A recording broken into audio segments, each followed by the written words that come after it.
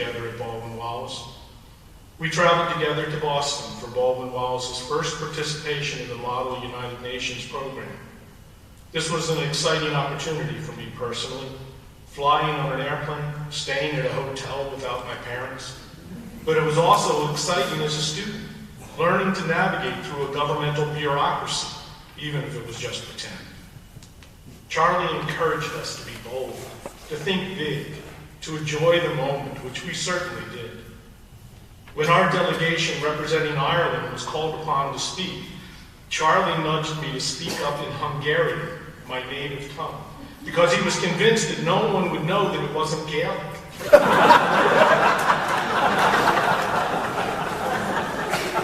He was right. And our secret was safe, and we chuckled afterwards. His mischievous streak well earned him the reputation of being a cool dude around campus. But his gentle nudging and his healthy irreverence helped make the Model UN program the kind of confidence-building exercise that had lasting effects on me, and I'm sure on the others who participated.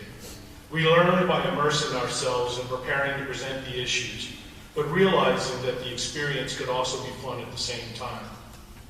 Beyond the 4 years I was a student, we kept in touch over the years, and Charlie was one of the first to reach out to me when I became a trustee several years ago. I will certainly miss Charlie very much, but I'm ever so grateful for his mentorship and guidance.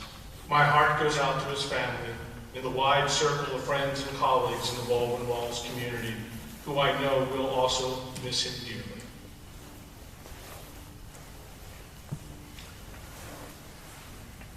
In that same tenor, I thought a poem by George Santayana was appropriate. It conveys, I think, the emotions that many of us feel. With you, a part of me had passed away. For in the peopled forest of my mind, a tree made leafless by this wintry wind shall never don again its green array. Chapel and fireside, country road and bay have something of their friendliness resigned. Another, if I would, I could not find. And I am grown much older in a day. But yet I treasure in my memory your gift of charity and young heart's ease, and the dear honor of your amity. For these once mine, my life is rich with these, and I scarce know what part may greater be, what I keep of you, or you rob of me.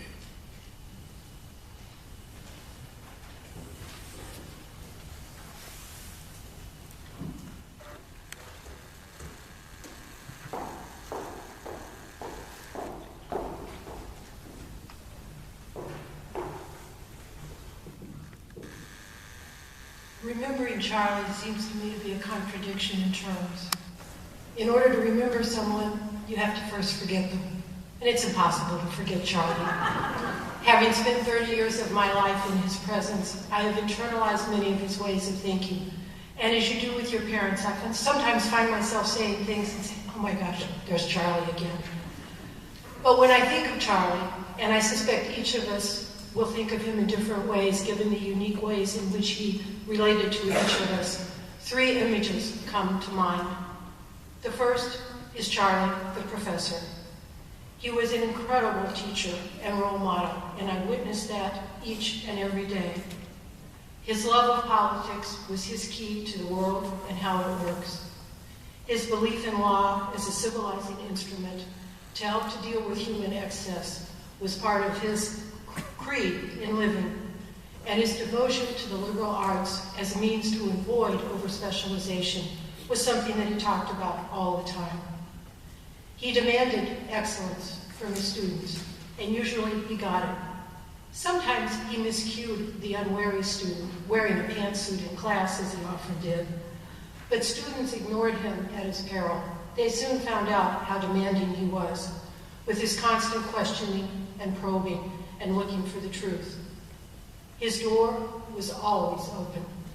He was never too busy to listen, to help, and he had a special interest in students from a disadvantaged or troubled background. He was there for them. All he asked was that they work and work hard, and they did for Charlie. He understood the importance of learning by doing. He was utilizing experiential learning before today's pedagogical scholars even talked about what it was.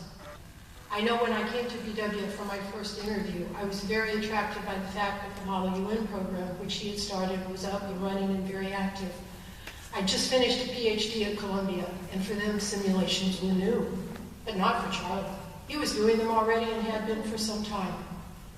At Harvard, he was well recognized for the strength of the BW teams that he continually brought there. He was awarded a Security Council seat for his teams every year, and he often did sessions for the other professors on how to prepare their own teams more effectively. He was similarly recognized in Washington at the Model NATO and African Union conferences, which we regularly attended, and he was known as one of the best.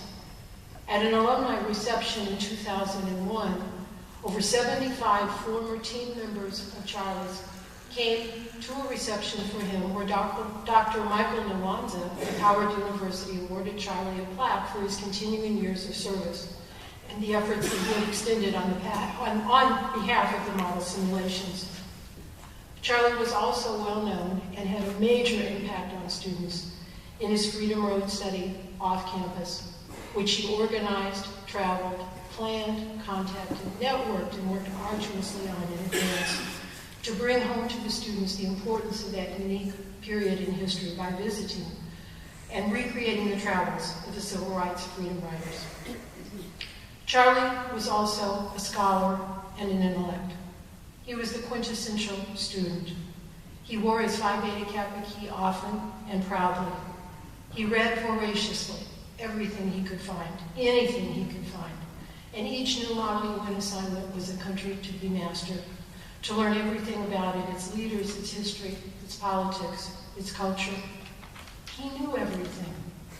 Once, twice, maybe 3 times in 30 years I managed to stump him, but it wasn't often. He spoke to everyone in their native languages, and he made them feel at home immediately. He had a special love of American presidential politics. Checks and balances, constitutional law, separation of powers. Those were the things of which his mantra was made, and he talked about them in an ongoing fashion.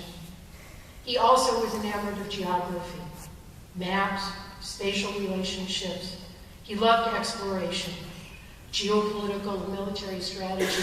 What did they reveal, and who was doing what to him on any particular day?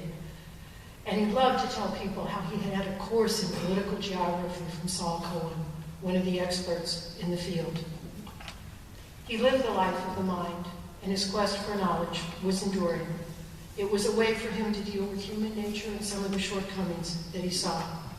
And he modeled the life of the scholar, as many of our professors at BW do. But how many would live it 24/7 and go into the dormitories, arm in arm, neck and neck, evening by evening with the students? The bowl of M&Ms by his door in his apartment was legendary. And so too was the fact that it contained condoms, because he knew the life of the student and the problems they faced. And finally, for me, Charlie was the inimitable colleague and friend. As a young woman coming to teach in what was at that time a male-dominated profession, he was the ultimate supporter intellectually and personally. He modeled professionalism in his relationships for the faculty at BW, whom he served in governance as chair of the Faculty Senate and as chair of the Political Science Department for many years. Informally, we knew him by his nicknames. When he talked about Mongo and Donzi and Whitey and Taffy Pockets and Baldy Waldy, people would say, "Who is he talking about? What does he mean?" But in the same way that Charlie learned your language, you had to learn his to be able to speak to him. But when you knew, when you understood what Charlie was about. In the final analysis, he was always there, a presence to be counted on, an ear when you needed one, and a shoulder to lean on when that was necessary. In the most enduring way possible, I think he's in our hearts and our minds, and I think we each will carry a bit of Charlie Burke forward in the years to come.